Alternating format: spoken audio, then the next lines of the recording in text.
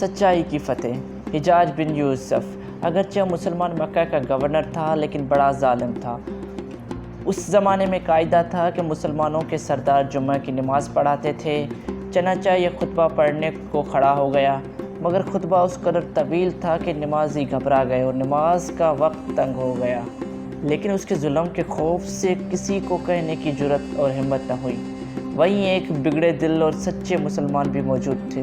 وہ اٹھ کھڑے ہوئے اور کہنے لگے، نماز کا وقت ہو گیا ہے، زیادہ دیر نہیں کرنا چاہیے، وقت کسی کا انتظار نہیں کر سکتا اور نماز میں کسی کی وجہ سے دیر نہیں کی جا سکتی۔ خدا تعالیٰ اس طرح وقت ضائع کرنے کو معاف نہ فرمائے گا۔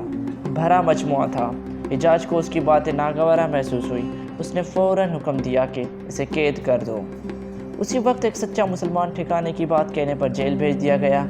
لوگوں کو اس سے بڑی ہمدردی تھی اور بے گناہ قید ہونے کی نہایت ہی افسوس، مگر کیا کرتے، ایک روز کچھ لوگ اس سے ملنے جیل خانے گئے اور کہنے لگے، تم اپنے آپ کو دیوانہ ظاہر کرو تو چھوڑ دیے جاؤ گے۔ سچے قیدی نے جواب دیا، خدا نے مجھ کو تندرست بنایا ہے، میں جھوٹ نہیں بول سکتا۔ آخر لوگ مجبور ہو کر چلے آئے۔ چند روز کے بعد یہ خبر حجاج کو بھی پہنچی۔ اگرچہ وہ ظالم تھا مگر تھا تو انسان۔ اس سچائی نے اس کے دل میں گھر کر لیا اور بڑا اثر ہوا۔ اس وقت کہنے لگا، ایسے سچے آدمی کو قید میں رکھنا مناسب نہیں۔ پھر حکم ہوا، قیدی رہا کر دیا جائے۔